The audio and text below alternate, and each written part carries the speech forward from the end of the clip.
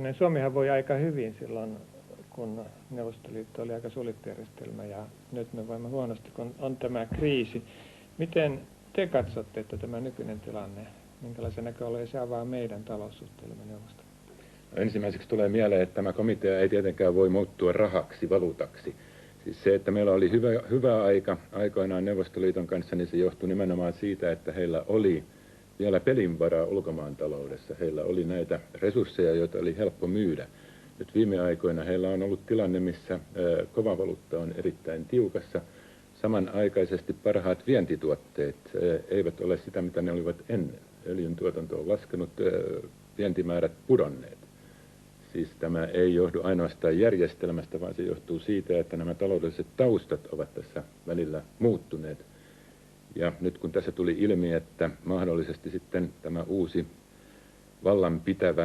valtaa pitävä komitea joutuu jatkamaan talousreformeja, niin heidän täytyy tosiaan aika lailla nopeasti löytää ne menetelmät, millä he aikovat pitää taloutta kunnossa. No mitä suosittelette?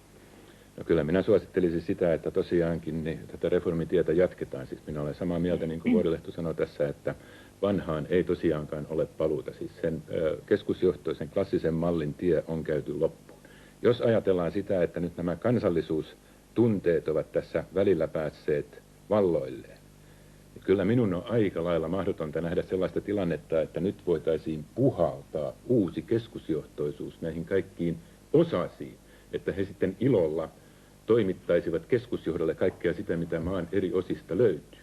Ja kaikkein vaikein tehtävä tietysti tällä uudella klikillä on siinä, että miten he sitten saavat taloudessa mahdollisen passiivisen vastarinnan murtumaan, jos sellainen on tulossa.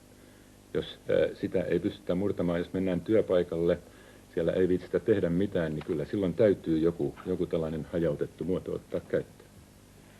Ja toinen seikka nyt, jos tämä muutos, mikä Neuvostoliitossa nyt saattaa tapahtua, mehän emme vielä tiedä, miten se kehittyy, niin, mutta on hyvin paljon mahdollista jo näistä ensireaktioista tehdä se johtopäätös, että jonkinlainen kylmän sodan tuulahdus palaa tänne kansainväliseen ympäristöön, niin Timo Valtonen, eikö tällä ole aika paljon vaikutusta Suomen ulkopolitiikkaan? Esimerkiksi nyt, kun me keskustelemme tästä EU-jäsenyydestä, niin silloin kortit ehkä jaetaan vähän toisella tavalla. Niin, Suomen täytyy siinä tilanteessa nyt sitten muistaa hyvin tarkkaan kansalliset etunsa, maantieteellinen asemansa ja jatkaa määrätietoisesti lähentymistä Euroopan yhteisöön. Meidän täytyy ajaa sinne Volvolla Ruotsin ja Itävallan mukana, eikä jäädä köröttelemään minkään Polski-Fiatin kyydissä. Siinä on ensimmäinen ohje. Tätä kaikki noudattakoot. Tämä on kai oletettava, että tämä kysymys politisoituu. Se on koska kerran jo Neuvostoliitto... Suomen on pidettävä huolta siitä, ettei liitytä mihinkään sotilasliittoon, joka voi suuntaantua Neuvostoliittoa vastaan, joten ei nyt liitytä NATOon jäseneksi, vaikka siinä itä-eurooppalaiset on jo vähän tunkemassa. Siinä suhteessa saavat Polski-Fiateilla ajaa meidän ohi, mutta me emme liity NATOon, mutta menemme Euroopan yhteisöön. Ministeri Pekkarinen. Niin kyllähän Suomen lähtökohta tähän astisessakin EU-keskustelussa on ollut se, että me haluamme säilyttää puolueettomuutemme ja toisaalta emme ole menemässä mihinkään sellaiseen EU:hyn, jolla olisi yksi yhteinen ulkopolitiikka, turvallisuuspolitiikka. Ja kyllä nämä doktriinit varmasti ovat käyttökelpoisia myöskin tulevassa tilanteessa.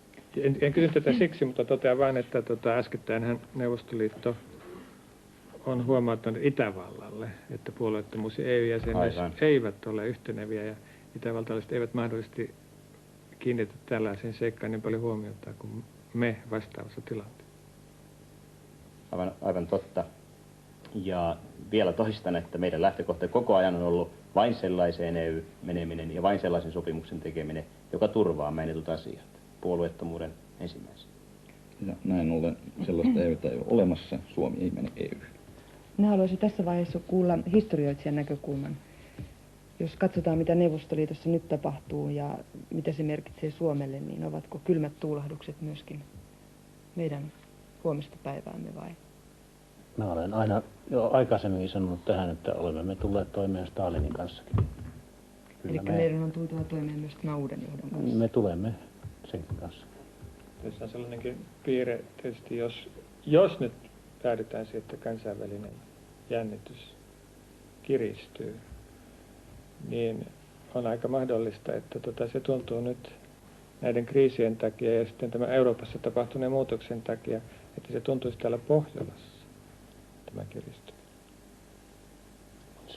En muille sen vastaamista. Mutta muistaa vaan, että YYA-sopimus tehtiin Stalinin kanssa. Mitä mieltä Valtonen on tästä, että onko tällainen seikka otettava huomioon? Kyllähän tietysti täytyy ottaa huomioon kaikki seikat, jotka vaikuttaa meidän suhteisiin Neuvostoliittoon, mutta se, että miten sitten tämän huomioon ottamisen perusteella reagoidaan, niin ehkä siitä nyt ei kuitenkaan kannata kovin tarkkoja ohjeita tässä vaiheessa esittää. Ehkä on odotanut tässä vaiheessa pääministerin ohjeita ja sanoa, että kun tutkijoilla ei ole tutkimukseen perustuvaa tietoa, niin ei nyt sitten esitettäisi pelkkiä mielipiteitä. Jätetään joutava spekulointi. Niin, missä uskossa herrat ovat sen suhteen, pitääkö Neuvostoliitto kiinni kansainvälisistä sitoumuksistaan? Nyt tarkoitan lähinnä aseriisuntasopimuksia muun muassa. Kyllä uskon, kyllä Neuvostoliitto haluaa rauhoittaa ulkoisen toimintaympäristönsä. Sitähän on koko ajan perestroikan kaudella tehty. Ja kyllä Neuvostoliitto tajuaa vastuunsa viimeisen suurvaltana, että tässä suhteessa ei nyt tulisi mitenkään kuin huolestunut. Neuvostoliitto tarvitsee minun mielestäni nimenomaan ensi talvena läntistä apua. He ovat saamassa erittäin huonon sadon, ja tässä on siis kysymyksessä aivan kertakaikkiset perustarpeet Neuvostoliiton kansalaisten kannalta. Näin ollen varmastikaan ensimmäinen tehtävä tällä uudella klikillä ei ole se, että pahoitetaan länsimaiden mieli. Entä laajentaako Neuvostoliitto imperiuminsa jälleen tänne Itä-Euroopan suuntaan? Ei ainakaan heti, en usko sitä. Se on toistaiseksi menetetty. Sen täytyy todella niin kuin saada ensin valta vakiinnutetuksi ja vahvistetuksi huomattavasti ennen kuin se voi edes ajatella sen palauttamista. Ja näihin teemoihin me päätämme tämäniltaisen ulkolinjan. Me kiitämme keskustelijoita. TV Uutiset jatkaa varmasti tästä samasta Neuvostoliitto-aiheesta. Näkemiin.